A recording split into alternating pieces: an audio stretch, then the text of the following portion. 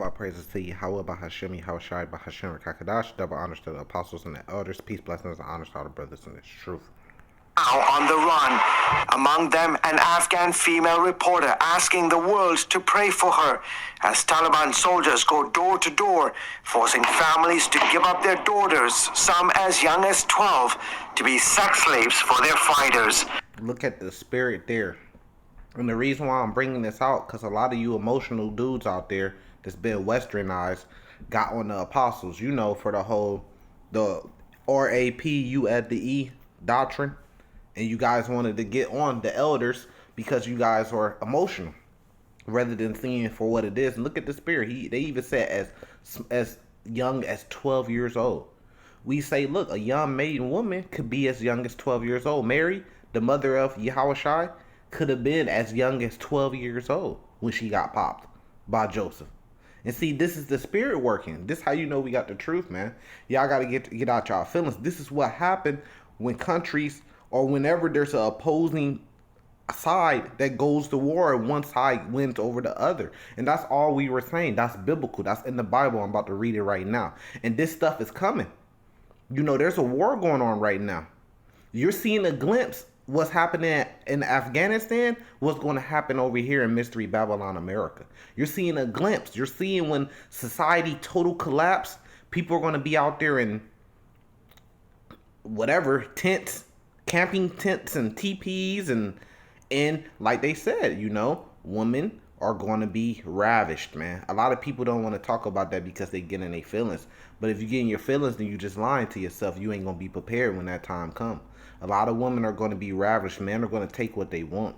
And you see, and this is why I'm bringing this video out to show you. And men aren't going to say, oh, when all hell break loose. Oh, by the way, can I take you out on a date? There's no water, there's no electricity, there's no power, all hell broke loose, people are desperate, it's purge in the streets. Can I take you out on a little date? No, if they see a woman that's attractive, they're going to take her. They're not going to say, hey, where's your ID at? Let me make sure you're over 18. No, if they see a woman attractive, and it don't matter if she's 14, if she's attractive, they're going to take her to be a sex slave, and I'm showing you that. This is what happens when nations crumble, when nations go to war, when all hell breaks loose, when shit hits the fan, man. This is what happens. This is those social constructs that they made up, all that shit goes out the window real quick. Nobody cares about it. This is Deuteronomy 21 to prove what I'm saying. Verse 10. When thou goest forth to war against thy enemies, we see that happening right now in Afghanistan, right? And the Lord thy God has delivered them into thy hands, and thou hast taken them captive, right? And see if among the captive a beautiful woman, and has desire unto her, that thou wouldst have her to be thy wife. So you see a beautiful woman of another nation, right? That y'all just took down, right? And you desire her to be your wife, if she wants to or not, right? It says, then thou shalt bring her home to thy house, and she shall shave her head and pare her nails. So she has to do these things. And she should put the remnant of her captivity from off of her. So she's pretty much coming back to be a sex slave, like it just said. This is on CBN News. It says, and shall remain in thy house and bewail her father and mother a full month, right? And after that, thou shalt go into her if she choose to or not. This is where the whole RAPU at the E doctrine come from. And be her husband, and she should be thy wife, if she choose to or not, man. What is that called today? RAPU at the E, right? And that's the difference from. I always like to say this. That's the difference from man that's following a doctrine of the Bible and man that's following the truth of the Bible for what it is, man. This is prophecy that this is going to happen. So even more when the Edomites, which are the wicked of the earth. So imagine what they're going to be doing. Well, we already seen it, man. We could look at history and see it. What were they doing in slavery? They were taking the woman by force if they had men or not, children or not. And they were taking them and they were making them house slaves, which was sex slaves. They were popping them when they wanted to. Even before they came over here on the ships, they were popping them. Throw them off the side of the boat. This is not nothing new, but these guys it's been so westernized living in the first world country that they get in their feelings. And they're not preparing themselves. That's why Matthew 24 says, stand in the holy place. They're not preparing themselves for what's about to happen, the truth of what's about to happen. Nothing's going to go the way that you want, man. Nothing's going to be, oh, all hell break loose, but people are still following the law. No, man. People are going to be doing cannibalism, eating other people. You're going to see it. You're going to see women ravished. You're going to see children put to death. You're going to see men putting other men to death. It's not going to be what you want it to be. You can't see, and this is the problem. These guys wake up to the truth, and then they get in the Bible and they start calling themselves Israelites, and they try to make the Bible fit around their lifestyle rather than them fitting around the prophecies in the Bible. You can't make, when all hell breaks loose, you can't make it be how you want it to be. A controlled shit hits the fan. That's not how it works, man. Things are going to be out of your control, and they know this. They just don't want to speak about the bitterness of the truth. You know, here, I'm going to get that one too if I can find it. That's a perfect precept to go with this. But this is Isaiah 13. This is prophecy that this is going to happen. Right? It says, verse 9, behold, the day of the Lord cometh cruel with both wrath and fierce anger. That's not nothing to play with, man. It says that for a reason. Meaning things are going to happen that you don't want to happen. To lay the land desolate, and he should destroy the sinners thereof out of it. Whoever perished being innocent.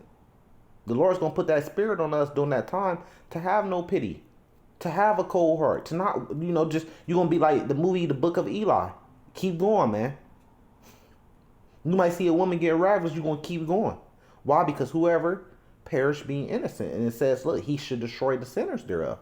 So if that's their judgment, then we know the Lord is judging them for their sins. For the stars of heaven and the constellations thereof should give no light, and the sun should be darkened in its going forth, and the moon should not cause her light to shine. That's going to happen in a lot of ways. The wisdom and knowledge of this world is not going to shine. And nuclear war is going to happen, and all that debris, the mushroom clouds and all that stuff is going to circulate the globe and go into the sky, and it's going to block out the sun and the moon. And there's going to be blackouts. EMP attacks. Look what that is. Look up what that is. It says, I will punish the world for their evil and the wicked for their iniquity. I will cause the arrogancy of the proud to cease and lay low the haughtiness of the terrible. I will make a man more precious than fine gold. Stop there. Why is a man being made more precious than fine gold? Because women are going to be getting ravished, man. And for a woman to have a man, especially the man of the Lord that's being protected, that's going to give her protection. That's going to be her hedge. So a man is going to be more precious than fine gold. Women are going to be looking for men. But why are the men going to be more precious than fine gold? Because so many men are going to be put to death. There ain't going to be that many men. It says, therefore I will shake the heavens, and the earth shall remove it out of her place, and the wrath of the Lord of the hosts in the day of his fierce anger. That's going to come by those nuclear weapons, thousands, millions of them. Hitting the earth is going to make the earth just rumble. And then it's going to cause natural earthquakes from that. And tsunamis and all type of debris, contamination, radiation. Yeah. As it shall be a chased roe, and as a sheep that no man taketh up, every man should turn to their own people and flee everyone to their own land. We see that happening right now. Afghanistan is just a shadow of things to come, man. That's coming to America, Mystery Babylon. You see what happened when they took it over, everybody trying to flee. Damn, people was holding on to the plane, the legs of the plane. While the big gigantic military plane was taking off and people was falling out the sky. That shows you people, when all hell break loose, people start fleeing, man. It says everyone that is found shall be thrust through. Everyone that is joined to them shall fall by the sword. That's going to happen. You join it to Esau, you're going to fall by the sword. Revelations 18. I believe verse 4 says, come up out of her. Matter of fact, I'm going to get it, man. You're going to fall by the sword if you join it to them. Oh, Edomites can be saved. We're one people. Okay, keep that up. And you're going to fall by the sword. You're going to see how wicked it is. The scripture, I believe that's Ecclesiasticus 12 says, never trust in thy enemy. So you trusting your enemy, that's a very grave mistake, and it could cost your life. It could cost your life, man. But like I said, everyone that is found shall be thrusted through, and everyone that is joined into them shall fall by the sword, man. This is Revelation 18 verse 4. And I heard another voice from heaven saying, come up out of her, my people, that ye be not partakers of her sin. So don't be joined into her, that ye receive not her plagues. And I'm reading some of the plagues in Isaiah 13 that's going to happen.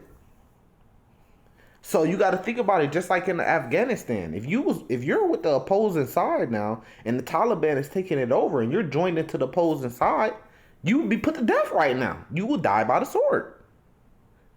Even the president, I think, over there had fled out of there and got up out of there. Why? Because if he would have stayed, he would have been put to death because he's the opposing side.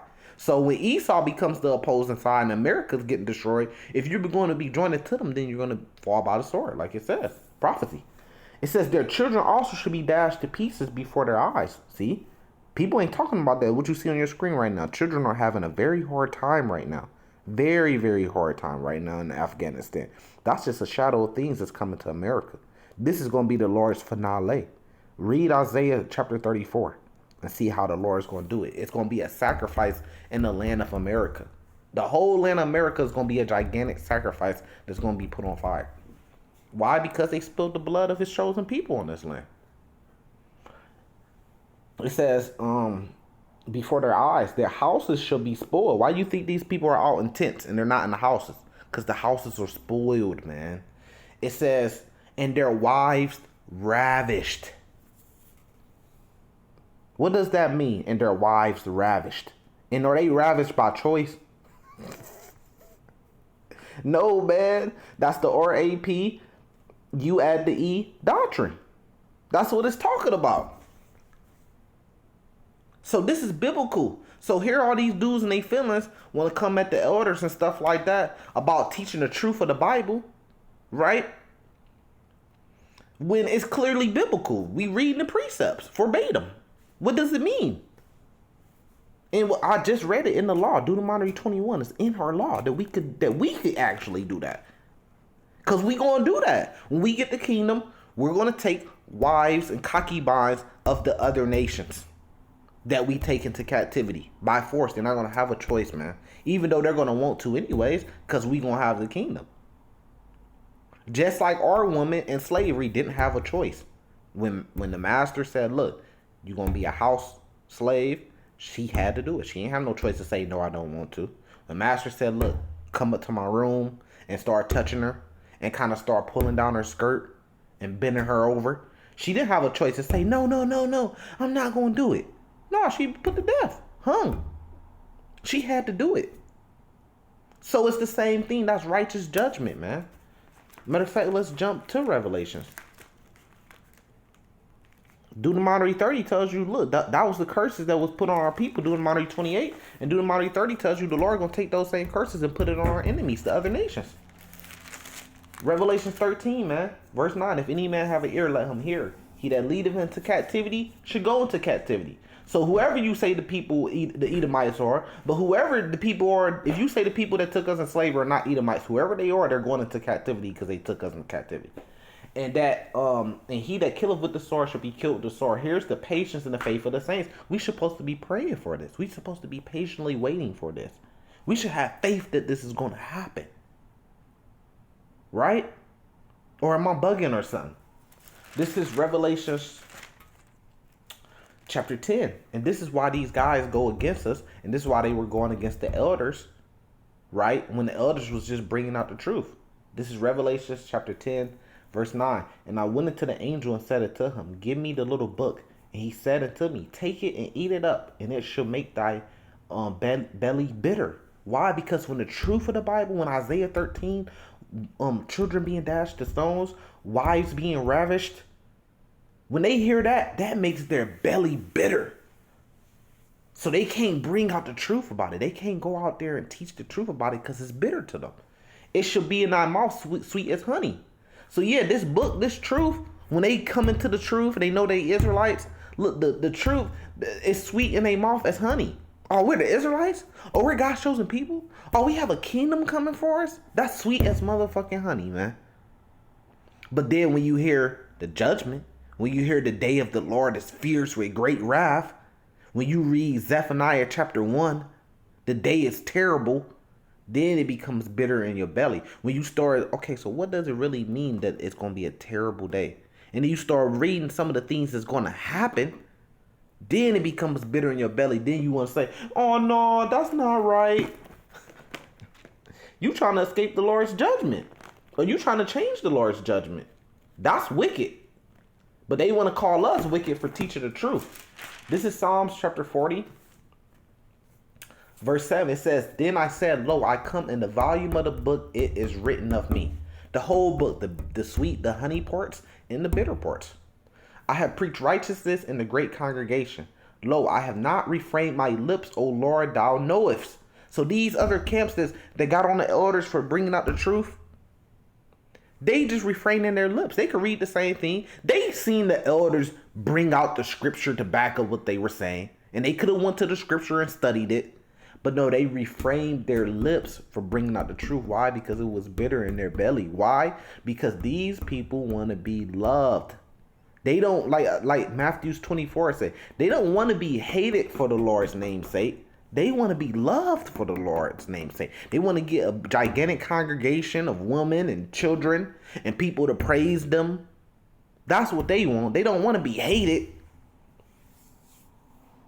It says, verse 8, I delight to do thy will, and oh my God, yeah, the law is within my heart. And the law, we just read that of Deuteronomy 21. You go to war another nation, the Lord delivers them to our hand into captivity. You could take their women to be wives, if she agrees or not. Call it what you want.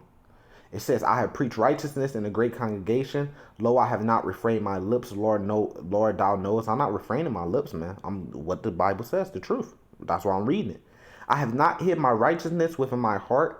I have not declared my faithfulness in thy salvation. I have not concealed thy loving kindness and thy truth from the great congregation. They concealing the truth from the great congregation. Matthew 24, this gospel should be preached around the world, right? They concealing the truth from the world. Withhold not thy tender mercies from me, O Lord. Let thy loving kindness and thy truth continually preserve me.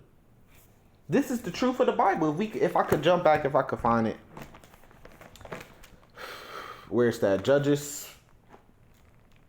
I really don't even know what chapter. Judges 19, maybe. Here, Salaki. Let me find this right here in Judges 19 with Benjamin. It might not be. Oh no, I think I'm in the wrong book. I don't think I'm in the wrong book, Salaki. I think it's here. Let me find. It might be Joshua, because I'll be getting these ones mixed up, or I'm gonna have to find it. Yeah, Joshua, not Judges. I'll be getting it mixed up. Judges and Joshua. That happens sometimes. Joshua. I believe it's chapter 19. That's the one that's coming to head.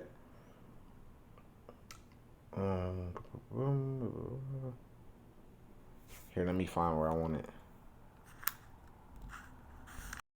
Okay, I had it right. It is in the book of Judges, 21, starting at verse 20.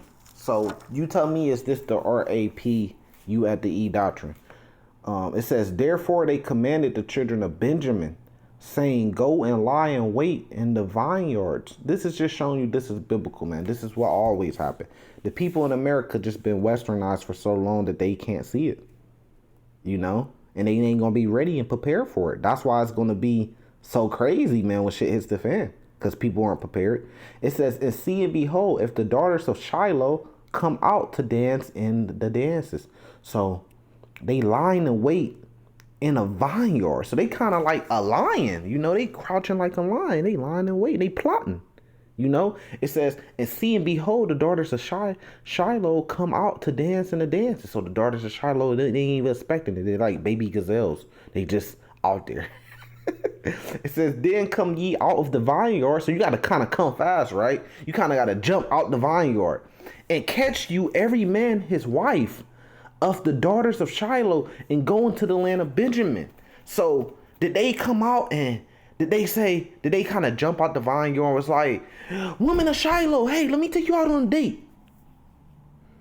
Yeah, let me take. I got some wine. Let's sit down. Let's talk. Let's get to know each other. Let's take it slow. Let's be patient. You know, I'm gonna take it slow for you. When you ready, just let me know. When you ready, just let me know you ready. No, man.